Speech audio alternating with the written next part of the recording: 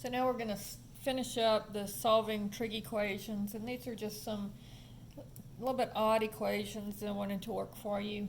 The first one is 2 times the tangent of x plus 3 is equal to 5 plus the tangent of x. And again, we want between 0 and 2 pi. So first I need to distribute. So again, the hard part here is doing the algebra. And so distribute the 2, you get 2 times the tangent of x, and then 2 times 3 is 6, is equal to 5 plus tangent of x. So then I'm going to subtract the tangent of x from both sides, and I get tangent of x plus 6 equals 5, and then subtract the 6. So the tangent of x is equal to -1. So again, let's look at our coordinate system now and see what quadrants we're in. So all students take calculus, and so the tangent is positive in the first and third quadrant, so it would be negative in the second and fourth. So I'm going to look in quadrant 2 and in quadrant 4. So first in quadrant 2, now remember this is, and again we'll make it the tangent of x is equal to the negative of 1 over 1. And so this is the opposite and this is the adjacent. So this is, in this quadrant,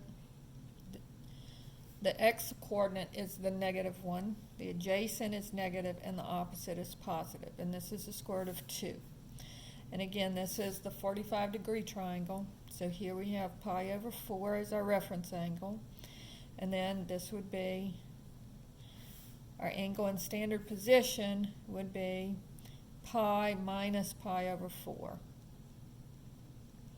And so this is over 1 times 4. And 4 pi over 4 minus 1 pi over 4 gives me 3 pi over 4. In the fourth quadrant, I have the opposite is -1 and the adjacent is 1.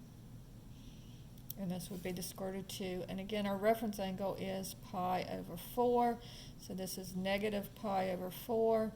And to get it into the right range, I'm going to add 2 pi. Because remember, the coterminal angles, you add or subtract 2 pi as many times as you want. And so this would be over 1, so times 4 in the numerator denominator. I get negative pi over 4 plus 8 pi over 4 gives me 7 pi over 4. And so my two answers are going to be 7 pi over 4 and 3 pi over 4. So that one's not too hard. But now let's look at problem number 2.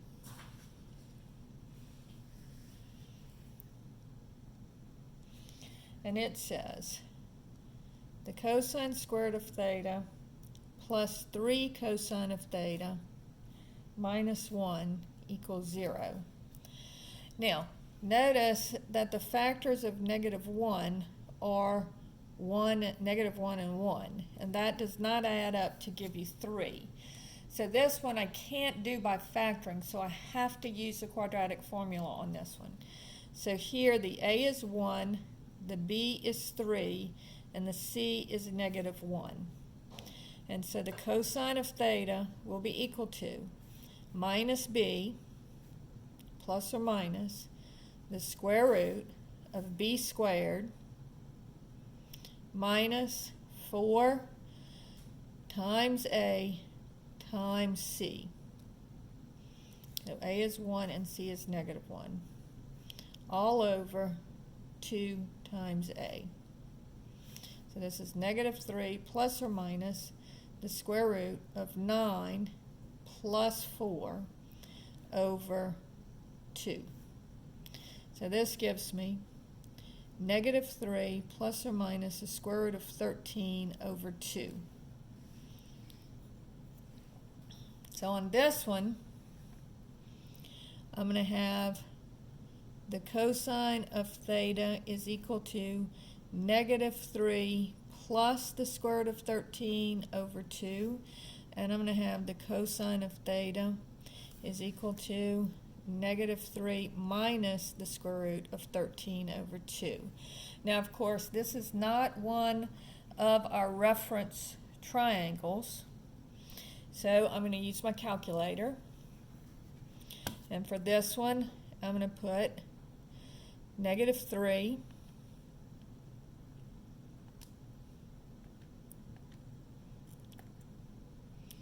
plus, and I think this calculator works like this, square root of 13 equals, and then divide that by 2. And so this gives me the cosine of theta is equal to 0.30277. And then I'm going to take the inverse cosine of that, and it's in degrees, so this is going to be, my reference triangle will be 72.4 degrees if I round it off to my nearest tenth of a degree. So we'll talk about that in a second. Then the next one, I've got negative 3 minus the square root of 13 divided by 2 gives me the cosine of theta is equal to negative 3.302. And then if I try to take the inverse cosine of that, it gives me error because notice it's bigger than 1.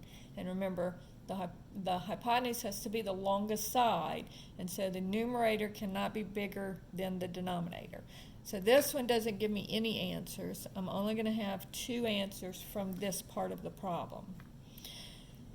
So again, let's look at all students take calculus, and the cosine is positive in the first and the fourth quadrant.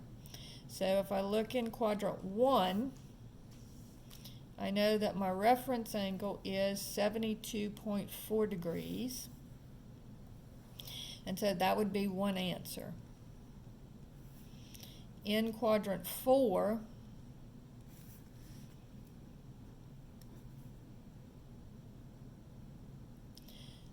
I'm going to have the same exact reference angle, 72.4, but in this case it would be negative. So it would be negative 72.4.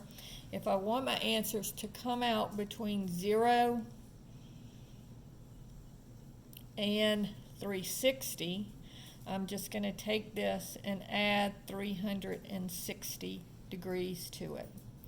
And so if I have 360 minus 72.4 would give me 287.6 degrees. So those would be the 2 angles that I would get that would give me the cosine equal to negative 3 plus the square root of 13 over 2. So that one's a little bit weird. You won't have a lot of these on your homework. You may have one, but I'll work those for you when we're going over it during conference time.